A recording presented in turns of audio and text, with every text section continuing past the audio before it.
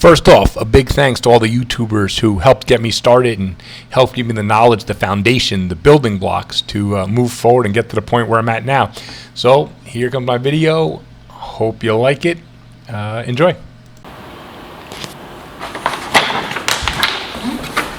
Okay, hello everyone. I have finally made it in front of the camera. I figured it was about time after all the still shots, and you can see I've grown a goatee. People like me, they say compensate for, not having hair up here. Anyway, I'm here today. I know I'm usually very technical and just trying to teach and help, and hopefully this might teach and help also today, because this will be hopefully a little humorous for you. This is my 10 dumbest things I've ever done with my resin printer. So it's almost like a Dave Letterman top 10 list, but not really. Anyway, so let's jump right into it. So the first thing I've done, which is pretty stupid with my resin printer, was, and I'm always about the resin safety, always wear your gloves, always wear your glasses, and one of these other dumb things I did will show you why you really need to wear those glasses. So anyway, I put my glove on, my nitrile glove, I take the print off, I somehow forgot to put my second glove on, and then of course I scraped the print off. At that time I wasn't scraping my prints directly into an IPA bath because my container was a little bit small and I didn't want to miss and damage a model, so I was scraping it off onto paper towel and then tossing it into the IPA bath. Of course, I had no resin glove, I had no glove on, so after I scraped it off, of course, used my bare hand to pick up the model and toss it into the IPA bath. And after I did that, I was like, wait, my hand feels, oh my God, I have no glove on. So of course, I was like panicking, woo, woo. I thought, my hand's gonna burst into flames, spontaneously, and I was running for the bathroom. So that was dummy thing number one. Okay, dummy thing number two is, after I got a little more advanced, I got a bigger IPA bath container, a pickle container with like the little strainer, so it makes it easy. And then I have another container where I heat up water and I pour it into containers for my support removal, which I will make a video on one day because people have asked. So anyway, just one time I did, I don't know what I was thinking, I wasn't thinking obviously, I scraped my figures directly into the water. So they're all covered with resin and some IPA. They got dumped in a hot water bath. So again, I was panicking and flopping around, splashing whatever, trying to get them out and get them back into the IPA bath.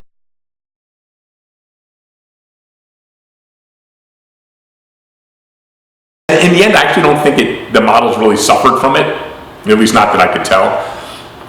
The third thing I've done, and this one, this is a little embarrassing because I'm embarrassed because of the amount of times I've done this one. Of all the things on the list, this is the only repeat offender thing I've done, and I somehow do it. I like a mental block. I might do this 10% of the time.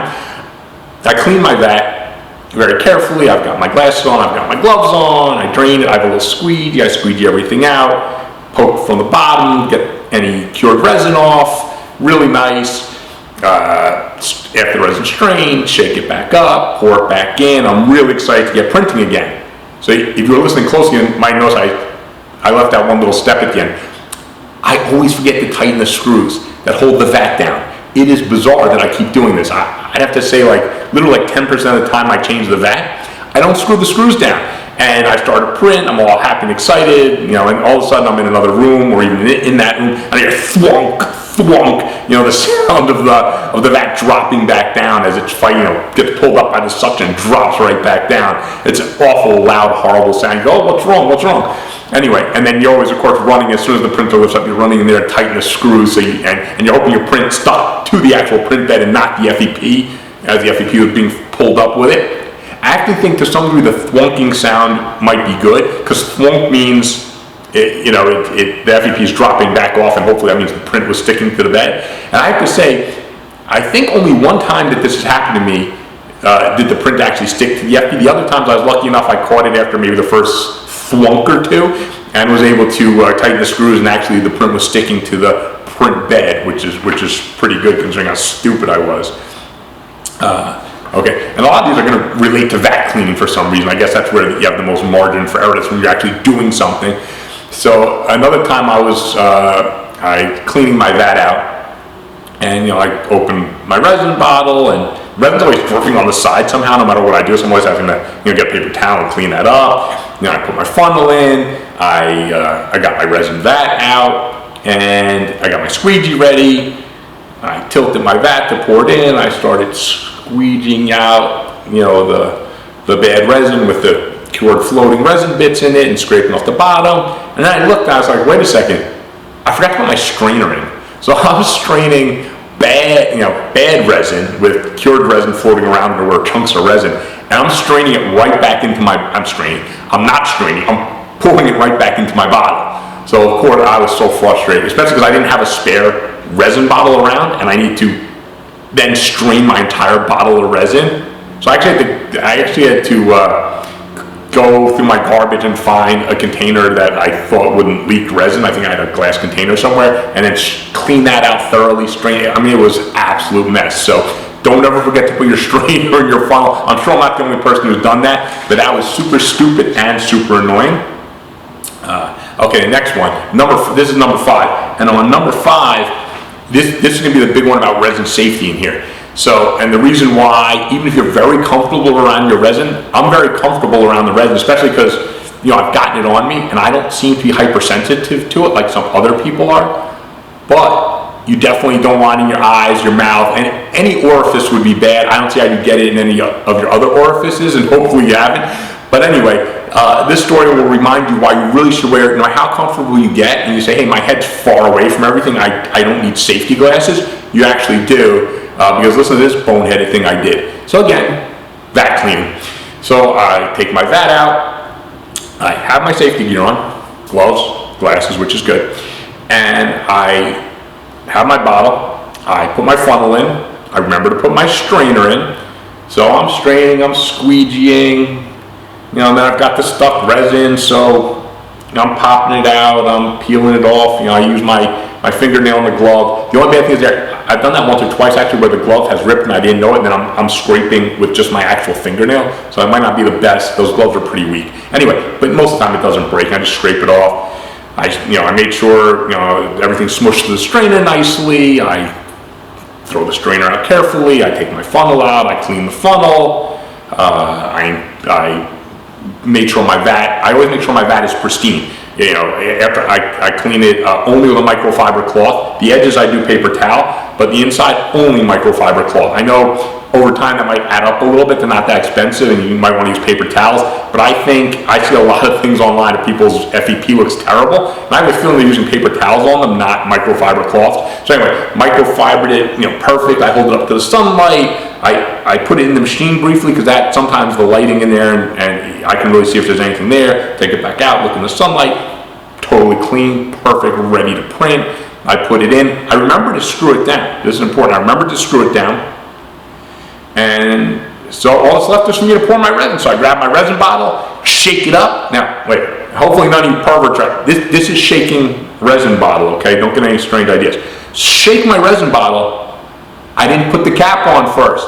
So I shake the resin bottle, and resin is, it was like a volcanic eruption. So the lesson here is, the reason I'm saying to talk about safety equipment in the beginning of this story is because I have my glasses on. Now, I'm going to be honest. I'm not going to save my eyes. None of the resin hit my glasses directly. But the point is, easily could have. I got resin on my cheek, though. And I think I got resin on my, I don't want to say my hair because I don't really have hair. I got resin on the top of my head, I'll say. And I was, resin all over it and on my walls, on my floor. I looked at the room, I was like, it doesn't look like there's this much resin in the bottle. How could it be covering everything in my room? This was like a nightmare. And also this started like another, worse than when I got it on my hand. This started a major panic attack. It was on my head, it was on my face, it was all over my clothes, it was soaking from my clothes. So this was like major disaster, all because I didn't screw the cap on before I shook the resin bottle. I think one other time I didn't do the same thing. One other time it was an order of magnitude less bad. I had put the cap on and not quite screw it. When I went to shake it, the cap flew off. So resin didn't get as far because it was kind of buffered by the cap before it exploded out.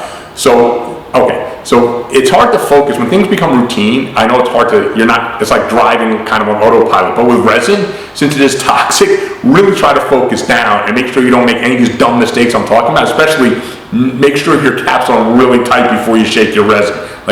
Be alert when you're doing it. I was being very complacent at the time, obviously, and taking things for granted a little bit. So it was, looking back, it was hilarious though. But again, if that had got in my eyes, you know, I would have been in the hospital. It wouldn't have been so funny. So, number 6. So another really stupid thing I did, and this I only did one time, so I'm dumb, but I'm not totally retarded, I guess, because I only did this once. After I'd doing all the cleanup stuff I just described in my previous dumb things I've done absolutely perfectly, and then I started an 8-hour print or 9-hour print it was of the Artisan Guild Wood Troll. So I was really excited because I thought the model, this is a really cool model. I'm gonna go to bed, I'm gonna wake up, and I'm gonna have this awesome model to clean up and you know, and check out. So I woke up in the morning, I was really excited. For me, it's like Christmas every time something comes off my build plate. I know it's goofy, but I just love 3D printing. And I run into, I didn't, okay, I'll be honest. I walked into my room where I had my printer, and I was really excited, like I was excited to see how it came out. And I saw that, you know, the print's successful, you know, the thing on the bottom of the screen. So I was like, oh, good. So I went to open up the cover, and as I'm reaching for it, I look and I see my build plate. But my build plate's sitting next to the machine, you know, resting on a paper towel where I usually put it when I'm cleaning my vat. And I was like, oh no, holy shit. Did I really do that? Am I that stupid? And yeah, I was. And this is, I'm going to interrupt myself to say, this is what I was actually hoping to see, this gorgeous wood troll. Just back to 3D printing for a sec. Now, pardon me for interrupting myself. Let's get back to the video. So I had to obviously pull out my vat and you know, clean it up again, and I had no print. And I don't know, I think it was late at night when I was doing it, and I literally just forgot to put my build plate back into the machine. I guarantee I'm not the only one that's done that. So hey, I have an idea. Why doesn't everyone who's watching, if you can, in the comments, put the stupidest things you've ever done with your resin printer, or the dumbest thing that ever happened to you while you were printing or cleaning up or doing whatever, because maybe I'll make another video kind of based off what users post. So if you're posting, by the way, I don't know if I do a legal thing like you're giving me the right to use it, blah, blah, blah, but just, you know, everyone post the stuff, I'll make a video out of it. You know, I have a feeling it'll be pretty interesting. Okay. Number 7, we're gonna go back to when in my early days of printing. So what you're worried about, you watch videos, you join the Facebook groups, everything's all about adhesion to the plate. So you're always worried to make sure your print adheres to the plate, especially resin printing. You can't even see it for the first 30–40%, right? So if you're doing a 10-hour print or whatever, hours wasted just to find out, you know, to peer in and be able to actually see, you know, it lifts up high enough you can see your print forming, which especially in the beginning is so amazing. I'm still amazed by it, but it's still amazing to see rising out of the resin, just the lattice work of supports or whatever, then part of the model. It's really exciting. But anyway, I think I had the printer for like 3 days at this point, 4 days. I just figured out that I had to add the printer properly to get, so I had 1 or 2 prints that had come out perfectly, so I was really, really excited at this point. And I was trying, I think, one of my longer prints at that time, because I'd only done a few, was like I said, like a 9 or 10 hour print. So and of course, every hour I'm peering, trying to check, and I can't see anything, of course. So 3 or 4 hours in, maybe the build plate finally gets high enough that I can see. So I look in, and much to my chagrin and utter disappointment, there's nothing attached to the build plate. I'm like, oh man, just when I thought I had the thing working, now I have to figure out why I have a total failure. So I was thinking, man, this is actually worse than my FDM printer in terms of more things go wrong. I don't even know what the hell's going on. So of course I figured out I don't need to let it run for 7 more hours when it's not printing. That would be even stupider. So I just stopped the print. I got my gloves ready, my paper towels, my microfiber cloth, my IPA, my spatula. Good little boy, I'm ready to clean this up and start again. So I open up my photon cover, and then I hit the raise Z. When I raise it, the print is there. It's printing perfectly. For some reason, whether it was the lighting in the room, the angle I was looking, the shadows, whatever it was, I thought it wasn't attached to the print bed. It was actually printing perfectly. And instead of hitting pause, where I might have had just a little line, I had hit stop. So I just lost 4 hours, and it was just annoying as hell. Not the end of the world, you know, I just had to reprint it, but it was pretty stupid. So, you know, make sure you don't stop a print when it might actually be printing like I did. Number 8 goes also back to the beginning. I didn't realize there was an add printer button in Chitu Box. So when I first fired up I think I did my first 3 or 4 prints on the photon slicer. But after reading all the Facebook pages and watching all the videos, and the general consensus was Chitterbox was the best. I'm always afraid of learning new stuff, so that's why I didn't try it right away. So I thought finally, you know what, I should be using Chitterbox. I'm getting good prints. Let me get better prints. Let me make this easier on myself. I didn't realize, none of the videos I had seen told me about the add printer button, and I made a video on this to help people so they don't make this stupid mistake I did. So I didn't realize the add printer button, especially because the add printer button in Chitterbox, it's a picture of a piece of paper with a plus in it. If they made it look like a print, I guess that's their version of a printer. If it looked like a printer, I might have noticed it, but since it didn't look like a printer, I didn't notice the add printer button. But I did see, of course, that there were specs, so I Googled it, the photon print bed size, and I inputted those specs. First of all, I can't remember exactly where I got them. They were wrong. They were off by a couple of measurements, so I'm not sure exactly. If it's only off by a little bit, it'll probably only affect your print slightly. But even worse, not knowing what I was doing, or I'm not sure if I followed the Google information I got correctly, or I entered it wrong, but my X and Z values were inverted either way. So, and I'll take credit for being stupid on that. Maybe I just inverted them. So my first 3 or 4 prints off Chitterbox, and this is why I thought Chitterbox was like terrible at the time.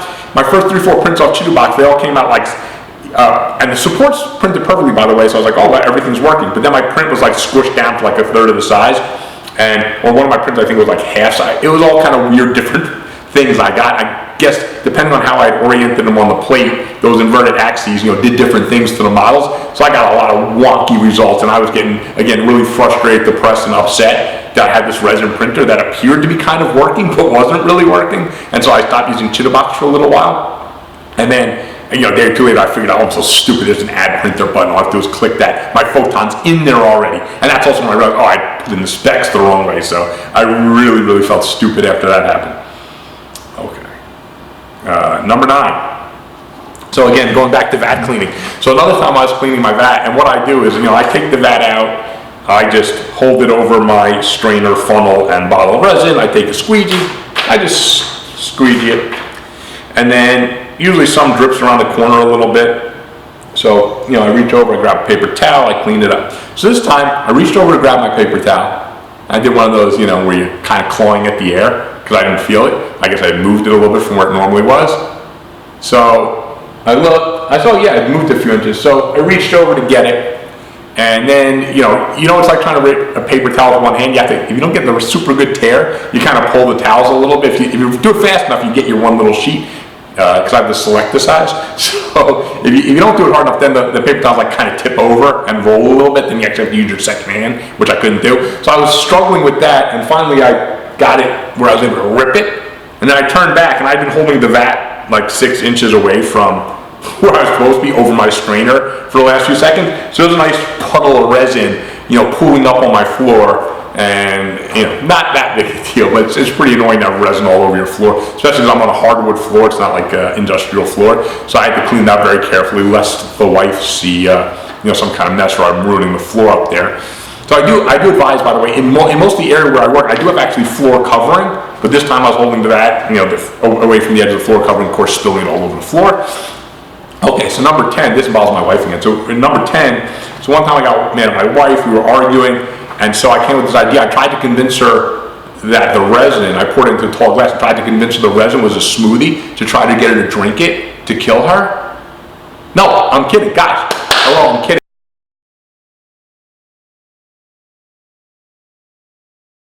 That'd be actually sick, all right? Okay, joking. Trying to get someone to drink toxic resin, a cup full of toxic resin. I would obviously never do that to my wife. I did try to get her to drink half a cup full of that. No, I'm joking again. Love my wife. Anyway, the truth is I couldn't think of a 10th stupidest thing I'd done with my resin, so I figured I'd try to throw in a joke at the end. Okay, so listen.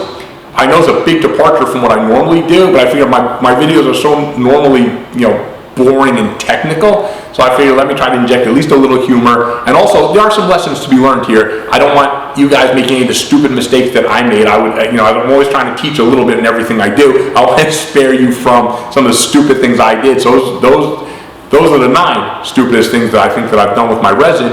And again, please everyone contribute in the comments and tell me what the stupidest thing you've done with your resin are. I'm going to take the best comments and hopefully make another video off it one day. And I hope you've liked this. Please like, please subscribe. And you know, let me talk about making videos for a second. I never wanted to make a YouTube video. I never wanted to be a YouTuber or whatever. I just love 3D printing and Dungeons and Dragons and Warhammer and stuff like that. And I'm also a positive person, so I saw a lot of the negative, you know, people posting on Facebook about their printers this problem, that problem, whatever. I figured I'd start posting my makes, my really good makes, so that people have something positive to look at in the printing community to hopefully inspire them and give some to reach for, instead of everyone, you know, just complaining that this happened or that happened, which I understand. I'm not knocking, you know, the forums are to get help. But anyway, I want to be kind of like a little positive force there. Now, because I printed a lot and became good at problem solving, a lot of people started messaging me for help. And I'm the kind of person who's a little bit bad at saying no. So I found myself spending an hour to 2 a day chatting with people and messaging back and forth, trying to help them with their individual problems. And meanwhile, everyone had been asking me to make videos, which I didn't want to do. Once I realized I was spending a ton of time helping people anyway, I realized, you know what? I should actually start making some videos to help people. Probably cost me less of my time. And hopefully I can reach and help a lot more people who wouldn't bother to message me anyway. So that's why I started making videos. I didn't do it to make money, which I'm not going to make doing this. Obviously, there's not a big enough audience for what I do. But I do actually want to help people. So I do hope sincerely that I'm helping people out there and that you're learning along with me. There's still a ton that I don't know. I'm the first to admit I'm learning every day. There's still a lot to learn. There's still things in Cure I'm not sure what they do for my FDM printing. You know, resin's a little different. It's not that difficult in terms of that, but there's so much to really understand truly about the suction forces in resin, and I'm still trying to get more perfect at support placement and everything. I'm just going to keep sharing that information with you as I learn it, because hopefully what I'm doing will save you guys time and heartache as you go on. So the other thing, I did get one comment, and I read all the comments, by the way. I did get one comment where someone said I came across as aggressive and a know-it-all, and I don't mean to come across that way. If I do, I apologize. I'm actually very humble. I'm building off the knowledge of people like Danny and Angus and Naomi and Chep and Tom Tullis and Simon. So, and those are the people I thank at the beginning of every video, by the way. So they're awesome YouTubers who without them, I would be nowhere right now. So please check out their videos. Whatever I teach you, my building blocks came from them. So I always want to acknowledge those people. I will never not acknowledge them, because I do think it's important to acknowledge the people that have helped you. So anyway, I hope you liked it. I hope this little different slant on a video was okay for everyone. Again, please like, please subscribe. And that's it. Thank you for watching.